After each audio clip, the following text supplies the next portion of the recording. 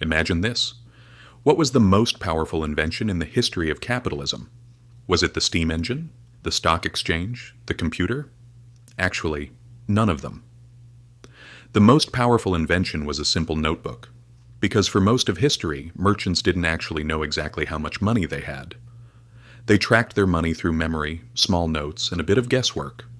When trade was small, this method worked. But when trade expanded and became intercontinental, things got complicated. Money started moving very quickly, and no one could truly keep track of how much they were earning. Right at that moment, merchants in medieval Italy realized something important. Every transaction had two sides. If money left one place, it had to appear somewhere else. In short, debit, credit, balance. This is how the double-entry bookkeeping system used in accounting today was born. And once merchants learned to look at the world through a ledger, money management completely changed. The foundation of modern finance was actually laid in those small notebooks.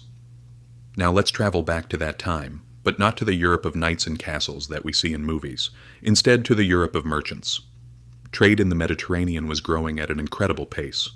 Thanks to the Crusades, trade routes had reopened. Markets in Europe were receiving goods from everywhere. Spices from India, silk from Byzantium, wool from England. At the center of this trading network were a few cities: Florence, Venice, and Genoa. These cities were not ordinary kingdoms. In these places, power didn't come from land, but from trade.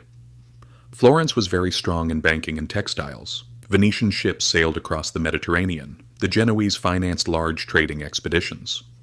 For the first time since the fall of the Roman Empire, Europe was being connected through money. But as trade grew, a new problem appeared. Imagine a merchant.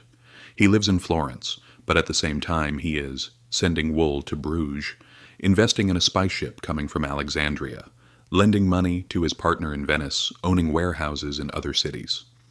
Ships take months to arrive. Partners are hundreds of kilometers away. Now imagine trying to track all this complex trade using only small notes. After a while, no one could answer a simple question. Am I actually making money?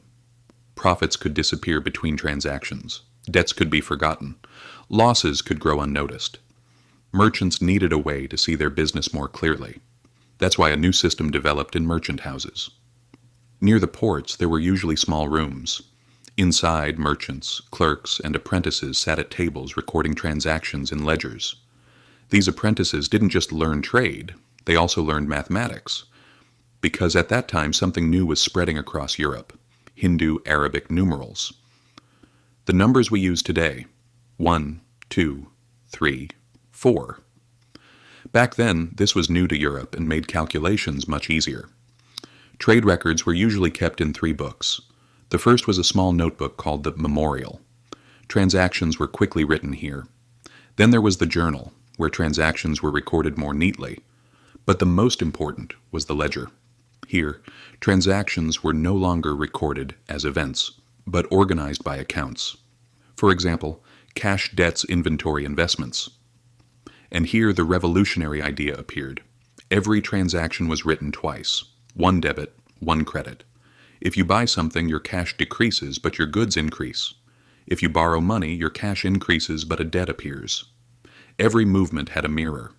This small idea created a huge revolution, because for the first time merchants could clearly see, how much is my business actually worth? Now they could clearly see assets, debts, profits. Mistakes became visible.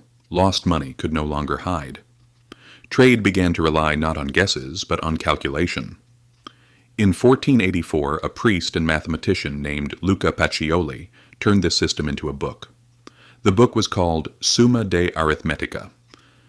It spread rapidly across Europe, and the accounting system spread across the continent.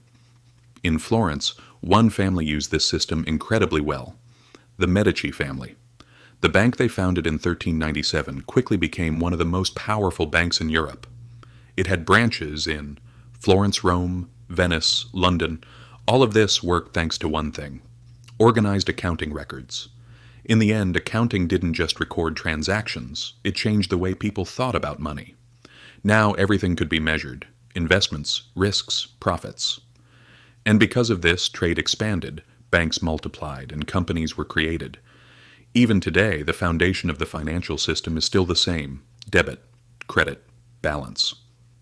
So in reality, the modern financial system was not born in palaces or on battlefields. It was born in small merchant